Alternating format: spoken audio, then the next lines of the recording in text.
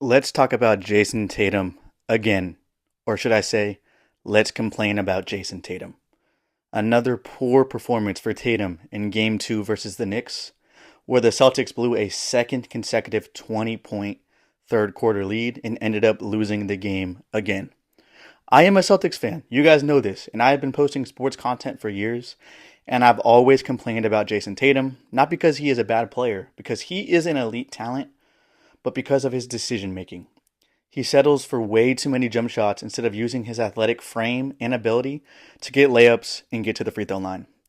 This has been a recurring issue his whole career, and we saw it again in this game 2 versus the Knicks. I knew right when the game started it was going to be another bad Tatum game because in the first quarter he missed two pretty easy layups. Earlier in Tatum's career, he kind of struggled with finishing at the rim, but he's really cleaned it up. He's become a very good finisher. But those old habits came to fruition in this game. He started missing layups, and I knew it was not going to be a good game. Tatum only shot 5 of 19 from the field in this game, which we know it is what it is. Everyone has a bad shooting day. No big deal. But it's the type of shots he is taking that is the problem. I went back and watched all of his shots, and not all of his shots were bad. He had some open looks that he just missed, which happens. Like he had open threes, open jump shots, and you miss those, it is what it is. But I found 6 examples of the type of shot that drives me crazy. Off balance, off one foot, contested fadeaway jump shots. And yes, Tatum is very talented, and we've seen him make these shots.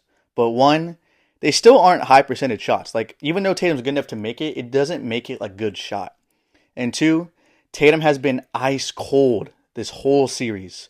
He needs to get himself an easy bucket to get back into a rhythm, not continue to shoot these difficult shots. Let's take it to the fourth quarter.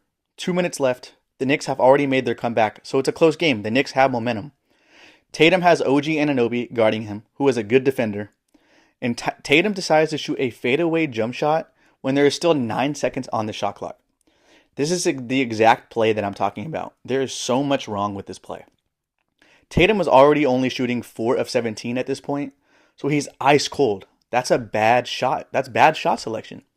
There is still 9 seconds on the shot clock, like I said. He should have passed the ball out and found a better shot. And the Celtics need to change the momentum at this point in the game.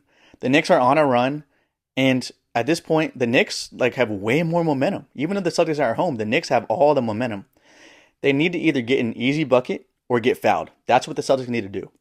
Not the last thing they need is a fadeaway contested jump shot by Jayson Tatum, who has been ice cold.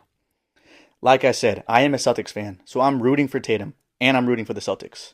And I'm pretty positive Tatum will have a bounce back game because, like I said, he is an elite player. But it's just the fact that Tatum has been in the league for 8 years, and he continues to have the same problem. He is a very talented player, but he won't reach his full potential until he fixes this shot selection problem. He settles way too much. Let me know your thoughts.